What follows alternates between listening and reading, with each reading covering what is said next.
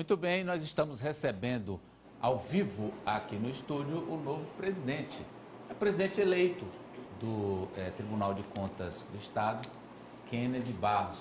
Boa tarde, presidente. Muito obrigado pela gentileza de ter nos atendido para essa entrevista. Boa tarde, prazer aqui imenso estar num programa tão conceituado, de grande audiência, grande alegria e prazer. Presidente, o senhor retorna à chefia, né, à presidência, em outro momento da história, né, do Piauí.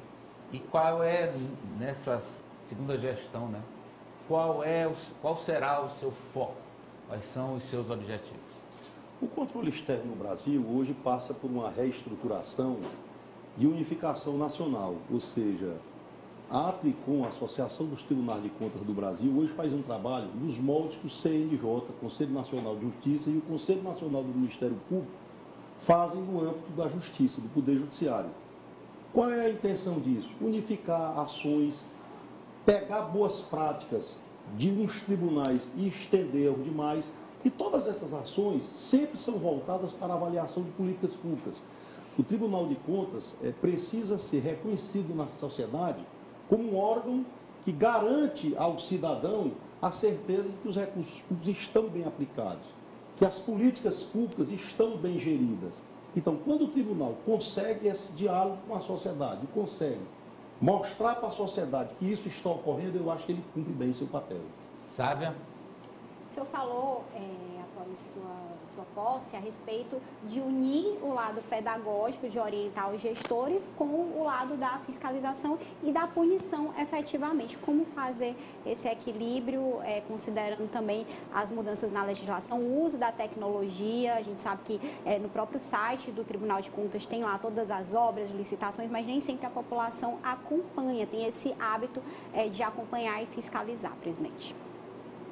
Olha, quando a gente analisa assim, o Tribunal de Contas nesse quesito parceria com a sociedade, ela implica exatamente em treinamento. Por exemplo, o Tribunal tem uma escola de contas. Essa escola de contas ela tem uma finalidade. Qual é a finalidade? Treinar os seus servidores. Você sempre precisa de atualização, legislação modifica, ferramentas de TI surgem novas. E você tem que qualificar os seus gestores, que são jurisdicionados, e tem que qualificar a população para exercer esse papel de controle social. Então, a escola, tanto aqui na sede do tribunal, como de forma ambulante, ela se dirige aos municípios com esses treinamentos. E a gente pensa que isso não já virou uma regra, virou. Você encontra pessoas do povo que desejam participar da vida do seu município, do seu estado, fiscalizando, mas não tem treinamento. Isso na área de obras, na área de licitação, na área de contrato, na área de recursos humanos. E isso é possível com esse treinamento e tem dado resultado. Como você bem colocou, no próprio site do tribunal, você acessa ferramentas como, por exemplo, licitações web, onde todas as licitações que ocorrem no Piauí, que é do âmbito estadual, do governo do estado, que é do âmbito dos municípios, estão lá. Você clica no município que quer, no órgão que quer e verifica o que está licitado. O cidadão pode ir ao local onde aquela licitação está anunciada e assistir se ela está ocorrendo de acordo com a lei. Quando ali ela encontra alguma anomalia, no próprio site do tribunal, ela pode recorrer à ouvidoria e pedir a suspensão. E como isso tem ajudado o tribunal? Porque é humanamente impossível as licitações que ocorrem no âmbito do estado do Piauí, o quadro de tribunal cobrir presencialmente, estando presente em todas elas. Nunca vai estar. Então, o controlador social é importante por isso. A imprensa, que sempre auxiliou o tribunal e auxilia qualquer órgão que se preze para prestar um grande serviço à comunidade, a imprensa é um órgão importantíssimo, porque ela, além de informar, ela informa a população, ela informa o que está acontecendo. Então eu digo que esse treinamento via escola tem surtido efeito. E insistir em pedagogia, por quê? Porque muitas vezes as falhas não são de má fé. Muitas vezes o gestor não tem a intenção de aplicar errado os recursos, de surrupiar os recursos, muitas vezes é falta de informação dele. Então, não só existe desperdício de recurso na linha de corrupção, não. Existe na linha de aplicação, ou seja, a pessoa querendo acertar erra. Então, a escola é para isso, é uma oportunidade de você, antes de fazer uma coisa, chegar ao tribunal. Nós queremos, de fato, a contribuição do tribunal e o tribunal sempre vai estar pronto para orientar. Agora, claro que o tribunal não pode ficar de eterno na linha de orientação pedagógica, tem a hora de punição. Como tudo na sociedade ocorre, tem os bons e os ruins. Você vai para qualquer classe, você vai para a classe médica, jornalística, a advocacia, que é de onde eu vim, qualquer uma empresarial tem os bons e os ruins. Os ruins não são a regra. A humanidade, em essência, é boa. Tem aqueles que é distor. E para esses que é distor, o que é que você vai fazer? Vai criar os processos específicos para os problemas que criaram. E esses problemas levam à inelegibilidade, levam a responder processo de improbidade administrativa e, por fim, até processos criminais, que aí já na área de cerceamento e liberdade. É claro, não é o que o tribunal deseja. O tribunal quer um acompanhamento concomitante. Quando eu faço acompanhamento concomitante, eu evito que o mal aconteça. O que é mais interessante para o tribunal é chegar no final do exercício e dizer: pela ação do tribunal, tantos bilhões deixaram de ser mal aplicados, tantos bilhões deixaram de ser desviados. Não é melhor do que você, por conta da omissão, da falta de ação, gerou processos, e são processos longos e intermináveis. Aqueles recursos já foram mal aplicados ou já foram desviados. Vai ter um processo específico, vai gerar empresa incapacitada de contratar com a administração pública, vai gerar servidor impossibilitado de exercer emprego público, vai gerar processo de improbidade para reparação do dano, vai gerar processo criminal, não é o desejável. Mas claro que o fato de não ser desejável não vai deixar de existir se a situação assim o requer. Silas. Ô, presidente Kennedy, prazer, parabéns aí pela sua, mais uma vez, estar na presidência do TCE. E eu falo da parte criminal mesmo, que você está abertamente defendendo de que você não gostaria de chegar lá, que esse processo combinasse no processo criminal, que demora anos, mas a sociedade, ela tem esse anseio. Se o cara surrupiou, não é aquele cara que por falta de conhecimento ele aplicou erradamente o recurso. É aquele que é ladrão mesmo. É o gestor ladrão e que a sociedade quer vê-lo na cadeia. Eu tenho visto algumas reclamações, Kennedy, que demora muito o TSE formular, botar a bola na marca do pênalti, para o Ministério Público fazer uma acusação. Tem como agilizar isso, para o gestor ladrão ir para a cadeia o mais rápido possível, porque tem medo que morre e não consegue ser condenado, e a justiça não consegue condená-lo. Eu lhe digo sem medo de errar que ninguém aí nesse contexto é mais célere do que o tribunal. Quando eu defendi que é o que o tribunal não deseja, é no sentido de que você fazer uma atuação impedindo que ocorra, essa situação não chega, mas deixando claro que ocorrendo não tem outro caminho. Como que o tribunal faz isso? O tribunal, quando descobre uma falha de montagem de licitação, quando descobre um desvio na área de obras, o tribunal já encaminha, antes da finalização do processo administrativo do tribunal, para o Ministério Público formalizar suas denúncias. Ou seja, no âmbito do tribunal é um processo de natureza administrativa. No âmbito dos processos de natureza civil, que é o processo de improbidade, ou criminal, que é na área penal, o tribunal não espera a finalização aqui para poder enviar, não, já envia. O tribunal já parte do princípio que ali lavrou um flagrante. E flagrante é quase confissão. É verdade. Se não confissão. Então, já vai automaticamente para o Ministério Público e daí começa a ação. Não teve nenhuma dessas operações. E o tribunal, por despender de todas essas informações, que o tribunal não esteja participando, inclusive com a maioria das informações. Por quê? Porque o tribunal é célere. As coisas estão sendo acompanhadas, como eu disse, cara Amadeu, no par e passo. Por isso que monitora. Nós temos hoje um serviço de inteligência. O serviço de inteligência é para quê? É para o fato acontecer, ser descoberto no momento que acontece. Eu digo muito isso, que nós temos dois caminhos. Esse exemplo aqui que serve, é como as pessoas compreendem mais no povo, e o povo compreende esse linguajar, o Silas colocou muito bem. Por que que o malfeitor não vai para a cadeia? Por que que o malfeitor não devolve o que surrupiou da gestão pública? Isso está mudando.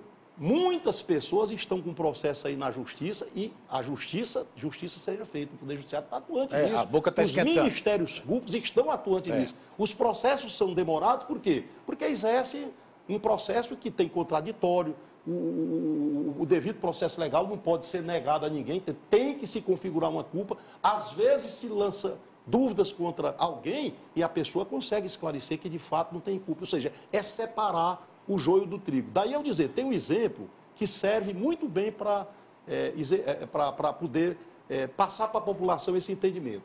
Eu digo que quando o tribunal trabalha com prevenção, é como se ele trabalhasse assim, como todos nós aqui fazemos nossos exames anualmente falando. O que é que a gente quer com aquilo? Algum mal que a gente possa ter, descobrir no início. Isso. E quando é um mal complicado, a gente chama de quê? Uma biópsia vai dizer a gravidade ou não. Quando nós pegamos no começo, basta extirpar aquela parte do tecido contaminado e o sujeito está salvo. Se eu deixo esse problemazinho virar problemazão, aí eu não vou mais fazer biópsia, eu vou fazer autópsia. Aí nós vamos saber quais as consequências que levaram à morte e qual... Tem gestor que usa a aprovação de contas do TSE como habeas corpus para a população dele. Ele anda como diploma de aprovação de contas. Mas nós já conhecemos hoje que o Tribunal de Contas do Estado do Piauí tem uma inteligência, é um Tribunal de Contas, quero aqui em vossa presença, que recebe elogios externos dos outros estados, tá certo? Porque tem trabalhado na mesma linha do TCU. O TCU hoje é o que mais oferece munição para a Polícia Federal e para o Ministério Público Federal. Né? É isso. O TCU anda na frente do MPF, lá da Procuradoria-Geral da República. E o TCE aqui também. O TCE aqui também. Vamos rodar com as perguntas. Apoliana. Presidente, boa tarde. Obrigada por conversar aqui com o Jogo do Poder, Jornal Agora. O Tribunal de Contas, nessa atuação preventiva, tem inclusive investido bastante nessa questão de tecnologia, por exemplo, aparelhos que medem a espessura de asfalto para conferir se está dentro do padrão previsto naquela licitação. Que outros equipamentos, aparelhos tecnológicos, recursos que estão previstos para serem adquiridos pelo Tribunal de Contas do Estado para melhorar a fiscalização da execução dessas obras no local, ali na cidade, naquele bairro, para dizer o gestor fez de fato aquilo que ele prometeu naquela licitação? Boa pergunta. Esse laboratório é inclusive um carro amplo, é um investimento que na época foi de R$1 milhão. Esse laboratório se desloca para qualquer lugar, e aí você vai analisar espessura, qualidade. Fora isso, ferramentas de TI. Fora isso, visita surpresa. Fora isso, eu vou dar aqui um exemplo de como o bom acompanhamento acontece em detalhes simples. Eu lembro que quando fui presidente a primeira vez, uma coisa que eu tinha com muita prática era conversar com os técnicos do tribunal. O que é que mais está causando assim, dificuldade na fiscalização? E uma das respostas foi essa aqui, disse, olha, o gestor ele tem 60 dias para comprovar a aplicação dos recursos públicos. Só que, às vezes, nós chegamos no município, antes desse prazo, e pedimos a disponibilização dos documentos, e eles explicam exatamente isso. Nós temos 60 dias de prazo. E eu lhe confesso que fiquei a pensar numa solução de como chegar à fiscalização, já que o que a gente trata de concomitância, Poliana, e sua pergunta foi muito boa, qual a solução para uma situação dessa? Pois eu cheguei a uma linha de raciocínio que terminou sendo copiada do Brasil inteiro por os tribunais. Não quero com isso aqui dizer que foi ideia minha, não. Quantas eu já copiei Brasil afora, quantas agora na gestão da conselheira Lília foram inovadas nessa mesma linha? Não é nessa linha que eu quero dizer. Eu quero colocar que, por essa situação aí, nós chegamos à seguinte conclusão. Por que não fazer um convênio com a Superintendência da Caixa Econômica e do Banco do Brasil para nós termos os acessos direto, online? E quando nós formos ao órgão que vai ser fiscalizado, estadual ou municipal, nós já chegamos com uma verdade. Nos últimos, por exemplo, 15 dias da gestão, vocês efetuaram esses pagamentos, teve essas ordens de pagamento. Nós viemos aqui ver o processo de liquidação dessas despesas. Ora, você aí é obrigado a disponibilizar. O seu prazo para prestar conta é uma coisa. Disponibilizar a documentação de um gasto que você já fez, você é obrigado. Por exemplo, se você fez um pagamento, cadê a licitação do pagamento? Se teve a licitação, teve uma contratação, cadê o contrato? Se teve um contrato, cadê o empenhamento? Infelizmente, alguns, eu digo, não é, a maioria faz o quê? Paga e depois vai fazer a licitação, claro, montar, depois vai fazer o empenhamento e depois vai fazer o contrato quando a despesa já está licitada. E como é que você pega isso? Nessa hora. Aí você me pergunta, e nessa hora aí, o que faz o tribunal? Lavrou um flagrante. Aí não tem o que discutir. Aí o Silas colocou muito bem, nessa hora aí vai ter que ter um processo demorado? Não. Ali você lavrou um flagrante, vai encaminhar para o Ministério Público. Já é um processo na área de improbidade criminal. E sem prejuízo do administrativo que está em curso. E com provas robustas. Robustas. Pois não, Ari? Gostaria de falar de contas reprovadas e inelegibilidade, porque o que a população espera é que um gestor que teve as contas reprovadas reiteradas vezes, seja ele um presidente de Câmara, um secretário ou um prefeito, bem, ele não possa mais se candidatar, já que ele não foi um bom gestor, ele deveria perder o direito de se tornar inelegível. E o TCE fez um apanhado este ano, agora já no segundo semestre, dos gestores que tiveram as contas reprovadas nos últimos 8 anos. Por que eles não ficam todos inelegíveis? Explico, e a pergunta é muito boa. O tribunal julga as contas, faz a lista e encaminha para a justiça. A justiça, ao analisar, vai fazer uma conclusão se aquelas falhas são insanáveis, se elas geraram dano ao erário ou se apenas são formais. Existe reprovação por falhas formais, são falhas em conjunto que justificam a reprovação e outras que geraram dano ao erário. Então, nessa linha de raciocínio, é no âmbito do judiciário, foge do âmbito do tribunal. Cada um tem uma esfera de atuação.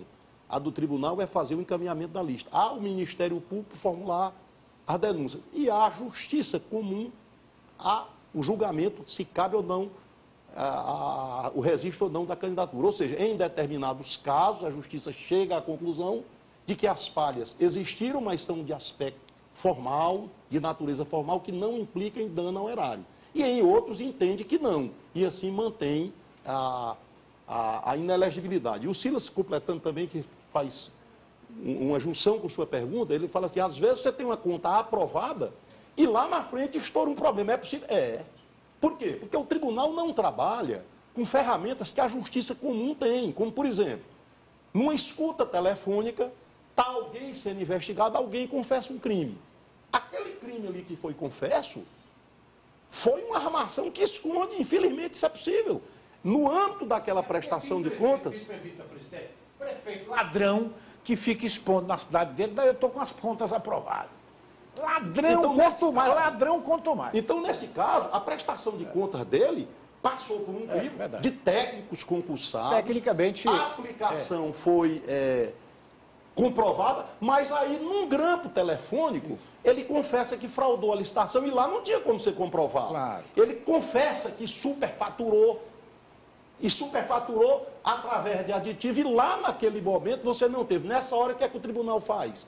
O tribunal reabre a discussão, porque há prazos. Não há ainda prescrição nisso aí.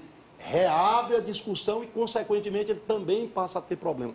Quero só lhe dizer que, do mesmo jeito que o tribunal se aperfeiçoa para fiscalizar, o mundo do crime, infelizmente, também se aperfeiçoa. Então, ou seja, nada impede o mundo do crime de estudar, burlar. Enquanto nós estamos estudando, aperfeiçoar, com essas ferramentas que eu lhe falei do convênio para acesso às contas públicas, com essas situações que eu lhe falei com relação ao carro, com essas tecnologias de TI, do mesmo jeito o mundo do crime tem uma inteligência para fraudar. Infelizmente é assim, o mal, a gente tem que reconhecer que o mal também tem força, ele também constrói, ele é menor do que a verdade. Para ladrão não tem jeito, né? Ele é menor do que a verdade. Mas o ladrão está sendo pego. Ele é menor do que a verdade. Está sendo importantíssimo. Você prevalece. Obrigado pela presença do senhor aqui com a gente, viu? Pela gentileza de ter nos atendido. Pois eu quero aqui deixar aqui o meu agradecimento. O seu programa é um programa conceituado, composto por jornalistas conceituados. E outra oportunidade eu vim, ao tomar posse a primeira vez com o Silas. Verdade. Essa entrevista foi extremamente elucidativa. Muito bom. Eu acho que o homem público não pode se furtar de conversar com a sociedade, e conversar com a imprensa é conversar com a sociedade. Esta é uma oportunidade do tribunal prestar contas à sociedade. Muitas vezes, o tribunal tem uma ação e, por ele não saber se comunicar, aparece como uma omissão. Então, nesta linha, eu terei o maior prazer de tantas quantas vezes, tanto aqui como recebê-los lá, no quesito transparência, queremos ver os documentos, é transparente e é uma obrigação. A regra é a transparência. A exceção é quando há um sigilo decretado por a justiça, é outra coisa. Então, tenham aqui, digo de coração, às vezes que quiser se dirigir ao tribunal, buscar uma informação, discutir um aspecto que pode orientar o tribunal, inclusive na sua ação, não será nenhum obstáculo, será bem-vindo. Nós contamos com vocês, a imprensa é um órgão importante para a sociedade para o tribunal conseguir lograr êxito no que pretende. E nós agradecemos e aplaudimos a sua iniciativa, presidente. Muitíssimo obrigado.